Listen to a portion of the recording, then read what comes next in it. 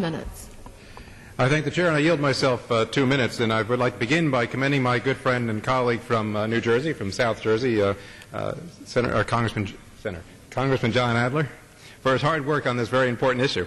And as all of our colleagues know in New Jersey and around the country, our nation's in tough economic times right now, and these tough times are compounded if you're a small business. And the last thing that we need to do is to put more burdens on them by imposing costly regulations. I think we all agree that our nation's small businesses are not the cause of our current financial situation, but they're the ones who are going to get us out of it. And the language in the bill that would permanently exempt small businesses with a market capitalization of $75 million or less from Section 404B of SOX was added during committee consideration by myself and Mr. Adler, and was adopted by a broad bipartisan vote with the backing of the White House as well. And unlike some would like to have you believe, this exemption does not exempt institutions from all auditing requirements. And as the Independent Community Bankers Association notes in a letter on this matter, they say, regulatory burden will be in addition to their other annual auditing fees, their regular safety and soundness and compliance examinations conducted by the banking agencies, and complying with numerous other federal, state banking laws and regulations.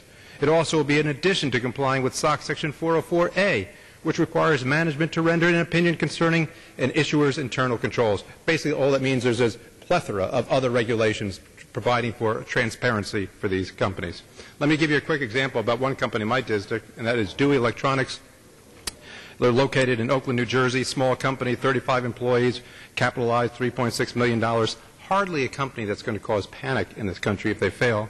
The CEO, the C.F.O., and other management, they're all located on the same hallway in the same building. There's constant communication between all the board of directors, and they are a perfect example of a small business in which the government should not force new and now highly expensive regulatory requirements in order to have them check off some boxes on some form. Think about it. The hundreds of thousands of dollars that it will cost them to comply with Section 404B would be much better spent on developing new and more efficient generators, which is what the company does to support our troops overseas, to be used on the battlefield, or be used to hire new employees, which is what we talked about a number of times before on this floor, to make sure that we can provide more jobs as we see the jobless rate expire. And I reserve the balance of my time. The gentleman reserves. The gentleman from Pennsylvania is recognized. Madam Chairman, I now ask 1 minute for the gentleman from Tennessee, Mr. Collins. The gentleman from Tennessee is recognized for 1 minute. Thank you, Madam Speaker, and I want to thank the people I've worked with on this amendment, Mr.